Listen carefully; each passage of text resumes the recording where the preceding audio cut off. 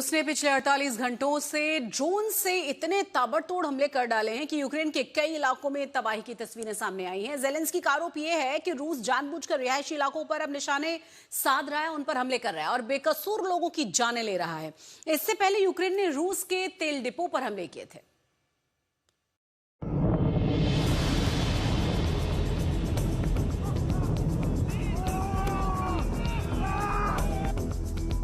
रूस ने यूक्रेन पर दागे सैकड़ों ड्रोन। ओडेसा, खार्किव और दिनिप्रो में भारी नुकसान।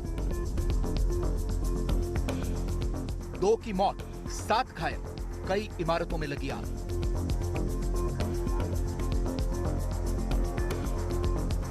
जगह जगह ड्रोन हमले तबाही मचा रहे हैं। इमारतों में आग लगी हुई है, रिहायशी इलाकों में हड़कंप मचा हुआ है। पिछले 48 घंटों में ड्रोन के जरिए रूस ने बमों की ऐसी बरसात की है कि यूक्रेन के कई इलाकों से तबाही की तस्वीरें देखने को मिल रही हैं।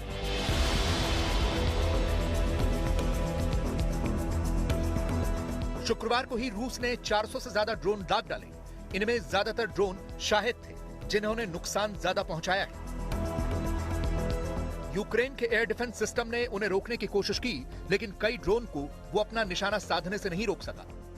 रूस के ताजा हमलों में यूक्रेन के जिन इलाकों में सबसे ज्यादा नुकसान हुआ है, उनमें ओडेसा, खार्किव, दनिप्रो और टर्नोपिल जैसे शहर हैं। ओडेसा में पोर्ट इंफ्रास्ट्रक्चर हमले से क्षतिग्रस्त हो गया। इसके अलावा बिजली, रेलवे और कई रिहायशी इलाकों को भी नुकसान पहुंचा है। रूस इतने पर ही नहीं रुका, उसने शनिवार की सुबह फिर से 100 शाहिद समेत 163 ड्रोन दाग दिए। इनमें से 142 को रोक लिया गया, लेकिन बाकी ने कई ठिकानों पर बम बरसाकर आग लगा दी।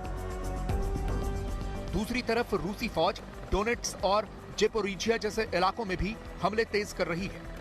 दरअसल रूस ने ये हमले यूक्रेन के उन हमलों के जवाब में किए हैं जिनमें उसके ऑयल रिफाइनरी, पोर्ट और इंफ्रास्ट्रक्चर को नुकसान पहुंचा था। ऑयल रिफाइनरी में आग लगने से तेल उत्पादन पर काफी असर हुआ है। यूक्रेन के राष्ट्रपति ज़ेलेंस्की ने रूस के इस हमले को कायराना करार दिया है। एक पोस्ट के जरिए उन्होंने बताया, खेरसौन में रूसी हमलों में 7 लोग गंभीर तौर पर घायल हो गए हैं। यह हमला एक सिटी बस पर हुआ जिसमें आम नागरिक सवार थे। इनमें से 2 लोगों को अपनी जान गंवानी पड़ी। उधर खार्किव में एक अपार्टमेंट पर ड्रोन अटैक किया गया। ज़ेलेंस्की ने आरोप लगाया कि पिछले हफ्ते भर में रूस ने 1600 ड्रोन अटैक किए, 1100 गाइडेड एरियल बम बरसाए और 3 मिसाइल दागे।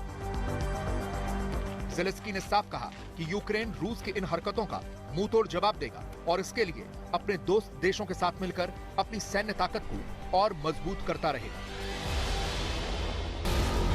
रूस और यूक्रेन के मौजूदा युद्ध को चलते हुए 4 साल से ज्यादा वक्त हो गया है।